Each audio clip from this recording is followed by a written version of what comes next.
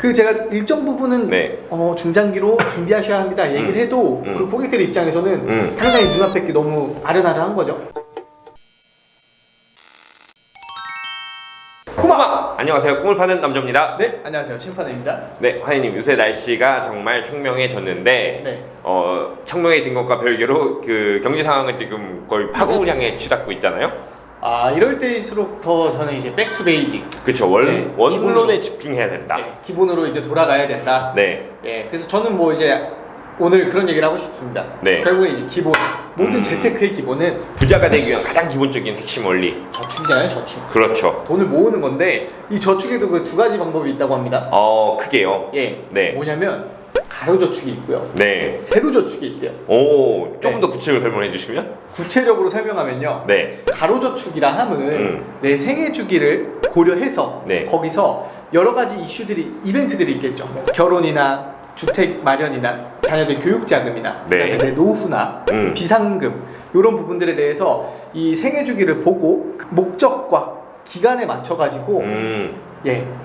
단기나 네. 중기, 네. 장기로 이렇게 자금을 좀 분산해서 가로형으로 저축을 하는 걸 가로 저축이라고 하고요. 가로로 까는군요. 그렇죠. 네. 세로 저축은 네. 그냥 단기간에 네. 내가 일단 이 앞에 있는 이슈부터 빨리빨리 모아서 해결하는 거예요. 경주마처럼 그냥. 네. 학자금 대출이 있다. 네. 100만 원씩 빡. 네. 네, 결혼해야 된다.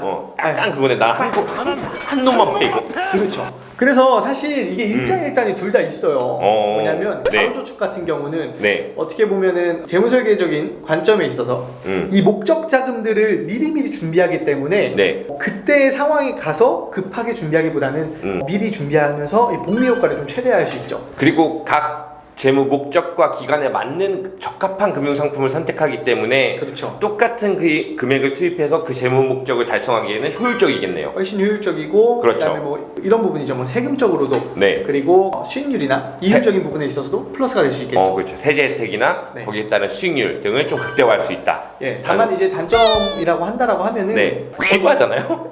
지루하기도 하고요. 그리고 단기나 중기, 장기를 한 번에 가기 때문에 이 저축액이 다소 이 무리가 올 수도 있어요. 그렇죠. 네. 어느 정도 이상 비율을 각 항목별로 투입을 해줘야 되는데 저축량이 아예 극단적으로 적은 분들은 불가능하기도 하고. 그렇죠. 그리고 네. 제대로 된 그런 뭐 현금 흐름이나 아니면 내 자산 부채를 제대로 파악하지 않고 무리하게 진행하다 보면은 그런 목표를 못 이룰 수 있다는 단점도 있기 때문에 이걸 그렇죠. 명확하게 전문가와의 상담을 통해서 진행하시는 거를 추천드리고 네. 세로 저축은 네. 뭐 장점은요. 네. 그냥 팍팍팍팍 한 놈만 빼. 네. 대신에 그러니까 이제 단기적인 이슈들은 빨리빨리 처리할 수 있겠죠. 네. 근데 단점은 뭐냐면 네. 모았다 쓰고 모았다 쓰는 이런 약간 이제 소비 형태의 저축이다 보니까 그 복리 효과를 좀 최대화하지 못한다. 그러니까 송강호 그 배우처럼 그리고 그냥 솥불 딱 잡어. 자꾸 무조건 갈아들어. 존나게 내리치는 거야, 존나게.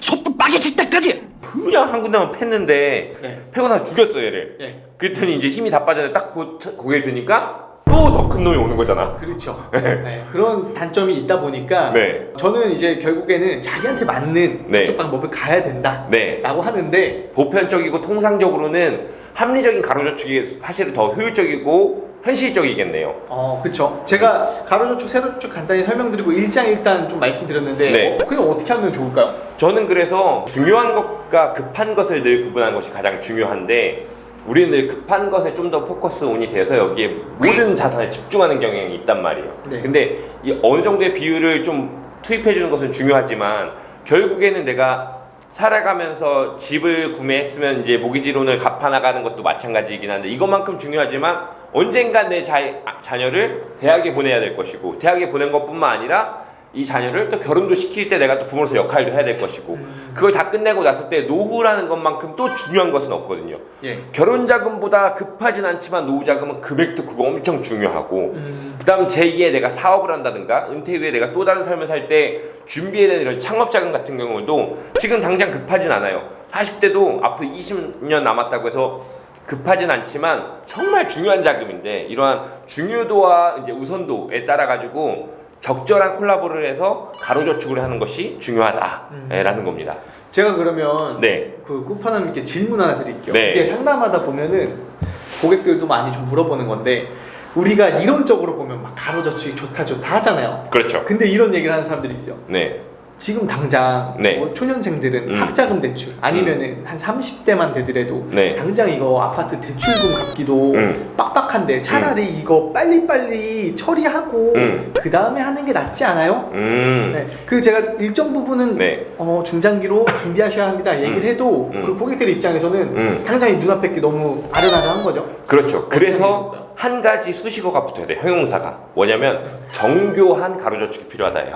정교한. 네. 그러니까 금리가 너무 높은 고금리 시기에서는 사실 이렇게 중요하고 너무 과거에 있는 것보다는 부채 부담이 너무 크니까 이쪽에 좀 더 비중을 몰아가지고 세로 저축 느낌이 강해지더라도 빨리 해결해야 될 건 해결을 해야 되는 것이고 쳐줄 건 빨리 쳐주고. 그렇죠. 네. 근데 그럼에도 불구하고 과연 이것이 좀 더 나한테 베네핏이 높을지 물가 상승률과 임금 상승률을 고려했을 때 향후에 장기적으로 내가 저축해서 나중에 있는 후단에 있는 재무 목적 자금을 훨씬 더 많은 이자 수익을 내면서 네. 달성하는 것이 더 효율적인지를 잘 따져서 그래서 정교한 그런 전문가적 어떤 소견과 어떤 시황이 반영된 그러한 설계가 이루어지는 것이 더 중요하다는 거죠. 네.